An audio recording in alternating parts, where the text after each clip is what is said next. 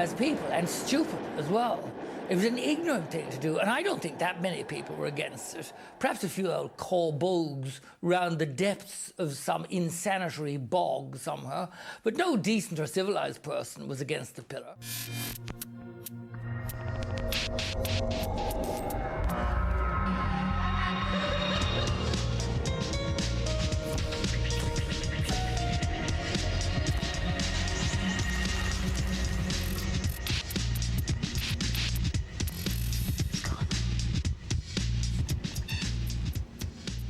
This is the street of the heroes of Ireland.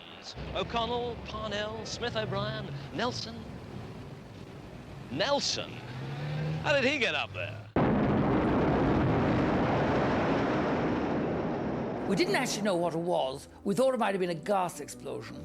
And of course, we couldn't keep away. Híl mé ná of córa le héad a hán, I lár fríomhráid na príomhchathrach. There were police and fire brigade and civil defence, and there was rubble all over where Clare is. Weren't so many flames, but there were sparks, brilliantly coloured sparks. It was the first time the Northern Lights ever did a concert in Dublin. Ag díreach 8 méadaíchiad gandó, maidin an tochtalá go bhharrta 1966. Rinne pléasca dochar damanta de Cholú Nelson, a has a gartláir chahar bhlach lia le 157 blian. It really was one of the iconic representations of Dublin. Beautiful kind of Corinthian pillar supporting Nelson. And of course it chimed in perfectly with the portico of the GPO, which was from more or less the same period. Well, I think every boy, girl in Ireland knew about Nelson's pillar long before they saw it. Because even if you're only confined to All Ireland days on Micheál O'Hare on the radio, with the crowd thronging through Dublin, passing the pillar, every bus had Nelson pillar on it. And so you couldn't be unaware of it. It's kind of a chéadú riamh a Canucke, bhí mar tagtha an daingan go dtí Blach Liad on All Ireland, stolam néideagus a chuige tríú chuige cahar. People coming up from the country for the day, for example, through their shopping or whatever, the pillar was, you know, if you get lost, that's the kind of place to go. So we had become a reference point. I climbed up that, what seemed to me in those days, very steep granite staircase on the inside, rather claustrophobic, musty smelling, and then you came out onto a little kind of a boxed platform just under the noble admiral himself. Cína clumsa go bhí mé anthó go raibh sé an mhór, thóid sé píosa mágul suas agus bhí sé dorcha. Ach sa deireadh hir bar, bhí mé an breanú Ifrigan Fleis, ráid I Connell, agus an cahar uile. Bhí mé crucha ggólan me breanú mach agus, stói go raibh bród buintla sin. Warren Cholún bhí an mórnélach bachlútsaí is stair na mór chaha. Sasnach lealáb agus lethúil réid go dílis don ímpeireacht. Bhí Napoleon ceansaí aige, agus inis bhí sé chunneáil le lethúil phríomhchathair na héireann.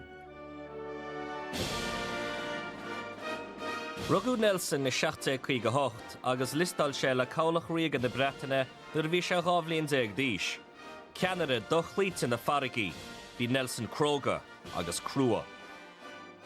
Bhí go leor gránach do buintle Nelson a héin, tá droscéalta maior an cléigear chaisiile daoine Napoli in Naples, nuair den gabhátas ar na mailesin go chuir go leor daoine chambáis, beis na chairde go mór leis an East India Companies in India, agus iad a bunú ímpeireacht na Breataine in India, an sclábhathe do bhuaite na India, ar feadh breis agus 100 bliain.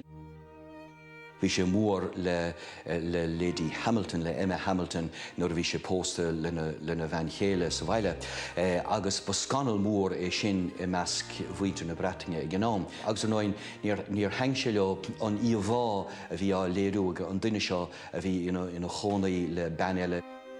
Listáil an túfás éireannaí leis an gabhlach riaga as is dó im héin, agus freidir lán acu le Nelson ag Trafalgar I 19 There were at least 1,683 Irishmen on the pay list for Nelson's Navy at Trafalgar. The youngest, Danny Moore, 11-year-old, a boy, a lolly boy as they would call him, on the HMS Polyphemus. And one of his jobs would have been going around supplying the men at the guns with whatever supplies were needed. There was a number of interesting characters there. A gentleman by the name of Charlie Bird from Donnybrook. Another Captain Adams was head of the Marines on Nelson's own flagship, the HMS Victory. Lábhacha sníper Francach Nelson le linn na cogaíochta, agus hitse leonta go bás. The musket ball lodged in Nelson's left shoulder and went down through the body. And Nelson was taken below decks, where he died later on that evening. His last words quoted to be, "Thank God I have done my duty." Taréis Boss Nelson chur ordmhéidir bhlach lia James Vance cuiste le chéile chun airige do bhailú de leat chuimhneáin in onóir an leas Amaréil. The Lord Mayor to prepare a humble and dutiful address to His Majesty, congratulating him on the late glorious victories over the combined fleets of the enemy, and to prepare a mark of respect to the memory of the late Lord Nelson. In historical times, that memorial was erected by public subscription of the citizens of Dublin in gratitude because Admiral Lord Horatio Nelson had broken the Napoleonic blockade and saved their jobs. So this was an expression of Dublin Irish civic pride.